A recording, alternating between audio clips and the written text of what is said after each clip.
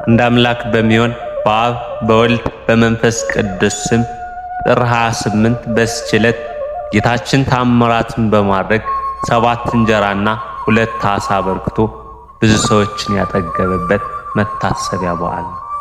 ዳግመኛም በዚች ዕለት የከበረ ቅዱስ ቀሌምንጦስ በሰማዕትነት አረፈ።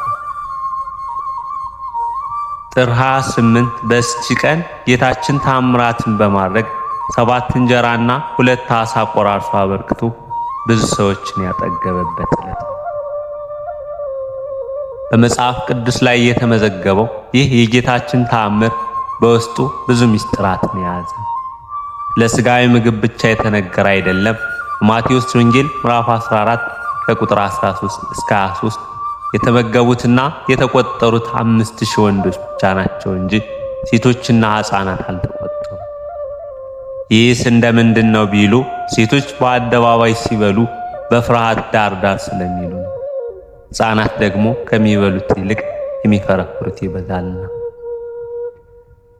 ጌታችን ያን ሁሉ ሕዝብ በመንደር አጠገብ ሊመግባቸው ሲችል ለምን አርቆ ወደ ምድረ በዳ ወሰዳቸው ከተባለ ስለ 2 ምክንያት ነው። አንድም ጥንት አባቶቻችን ከመንደር ከግብፅ አውጥቶ 40 ዘመን ሙሉ መና የመገብኳቸው እኔ ነኝ፣ አሁንም በስልጣኔ በተአምራት የመገብኳቸው ሲላቸው ነው። አንድም ጌታችን ተአምራቱን ከመንደር አጠገብ አድርጎት ቢሆን ኑሮ ሁልጊዜ ክፋትንና ጠማማ ነገርን ማሰብ ለአይሁድ ልማዳቸው ነውና ፈጣን ደቀ መዛሙርቱን በጎን ወደ መንደር እየላከ ያስመጣው ነው ይሉት ነበር።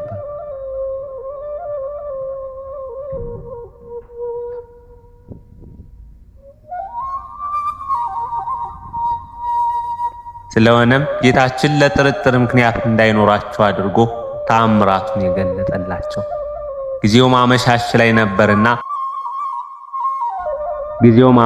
ላይ ነበርና ምሽት ላይ ያደረገበትን ምክንያት ጠዋት ላይ ቢሆን ኑሮ የበላነው ሳይጎድል ነው የበላነው ብለው ከማመን ይርቁ ነበር። በተጨማሪም በበረሃ ያውም በምሽት ሕዝቡን በውሃ አጠገብ በሳር ላይ አስቀምጧቸው መመገቡ በፍጻሜው ዘመን በምቹ ስፍራ በመንግሥተ ሰማያት መንፈሳዊ ምግብ እመግባቸዋለሁ፣ በውሃ በጥምቀት በሚገኝ ክብርም አከብራቸዋለሁ ሲላቸው ተአምራቱን ከውሃ ዳር ማድረጉ መታጠቢያ ብናጣ በደንብ ሳንበላ ቀረን እንዳይሉ፣ ሳር የበዛበት ቦታ ላይ ማድረጉ መቀመጫ ብናጣ በደንብ ሳንበላ ቀረን እንዳይሉ፣ 5 እንጀራ የ5ቱ አዕማደ ምስጢር ማለትም የምስጢረ ሥላሴ፣ የምስጢረ ሥጋዌ፣ የምስጢረ ጥምቀት፣ የምስጢረ ቁርባንና የምስጢረ ትንሣኤ ሙታን ምሳሌዎች ናቸው።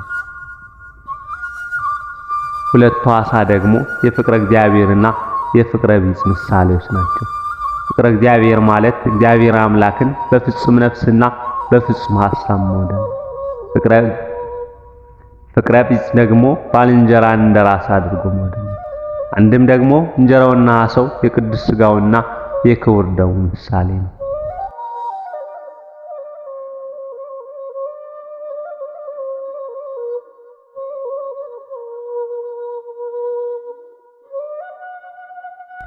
ዳግመኛም በዚች ዕለት ኪራስ ከሚባል አገር ስሟ አክሮሲያ የምትባል የመበለት ልጅ የከበረ ቀሌምንጦስ በሰማዕትነት አረፈ።